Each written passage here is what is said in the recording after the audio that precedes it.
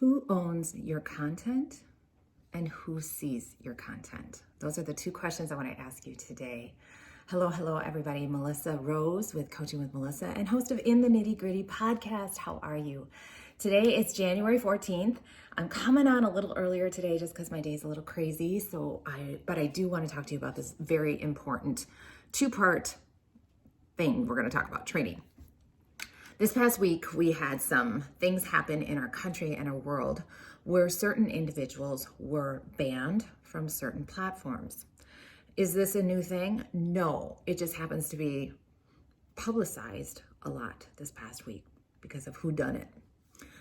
Whether you agree with it or not, it brings back the point that when you as a business owner put your content out into the world on social media, you no longer own it. Let me explain. When you are putting stuff on Facebook or Instagram or YouTube, you run the risk of it being pulled down. And you can say, Melissa, really, I'm not that extreme. I'm talking about my business, talking about my kids, talking about life. I'm not going to be pulled down. You may not. However, there may come a point in your business when you want to start to advertise on those platforms. And there are boundaries on what you can say, which is a form of censorship.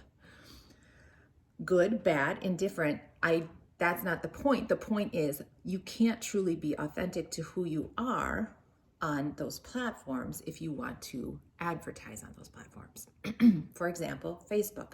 If you say the word financial freedom in your copy, they are not, crazy hair this morning, they are not going to allow that ad to be placed because that is a guarantee that you cannot guarantee. That is a promise you can't guarantee financial freedom.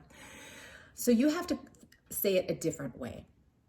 Not a big deal, or is it? Maybe you are a person who swears like a sailor and you have some cuss words or fake cuss words in your copy. Is that going to be put on an ad? No, they're not going to allow that, even though that is who you are truly and how your audience resonates with you. So you have to rein it in. Big deal? To each his own. It's just a way of controlling what gets put out there. Good, bad, or indifferent, however you feel about that. My point is that once you put it out there, you don't have control. Okay? So where do we have control? And that brings us to step 2 of who sees your content. When I am working with my clients, so many of my clients say, Melissa, I want to grow my social media. I want to grow my social media. And I always challenge them, why? When you put out your social media, we put so much time in the copy, in the picture, in scheduling it. If you're consistent, you're putting so much time and energy in that. And guess what? Only about 6% of your people see it. That's 6 people out of 100. That's not many. So why not use a different way where you can get more visibility? I always encourage my people to do an email list because then we have direct access to them. And I'll get pushback. I don't want to bombard their email list. I don't want to bombard their email. People just delete emails. People don't read emails. If they have to delete it, they still have to see your name. Now, to all my brick and mortar business owners, local service providers, I would also recommend direct mail. I know I'm a dinosaur. Bring back the yellow pages. But nobody does not get their mail. Everybody gets their mail, sifts through it, goes in the garbage, doesn't matter, they're still seeing it. And everybody gets their mail. So your email, a good open rate is 20-25%. That's way better than 6% with social media. With mail, it's almost 100%. Yes, it does cost a bit more. When I started my business 12 years ago, I only did social media. 12 years ago, social media was a whole different ballgame.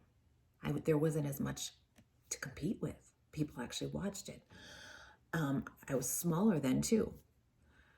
Now, 5 years ago, I added email. I was very intentional about growing my email list and getting people that way and servicing my people and being in front of them. Now, 2021, we are adding texting because people direct message with texting. So we do that within our software program. We also print out, we hand out flyers or whatever we're doing, highlights of what we're doing. Direct mail is going to be added back into the funnel as well for big launches. So, social media, do I do it? Obviously, you'll see my stuff. I do it and we are very consistent with it. However, it is the cherry on top to all the other things that we do. If I had to just not do it, I would not do it. It's a bonus. It's the glitter, all right? Because I know statistically only about 6% of my audience has seen this. So I want to ask you, who controls you? Who is controlling your content? If it is all social media, you really need to think about another way, okay? Another way for people to hear, see, and experience you that's not social media.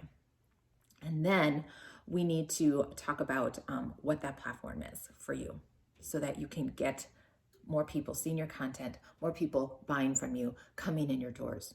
All right. My brick and mortar service-based businesses, this is so for you, especially local businesses. And that's my passion, is businesses that are serving people locally.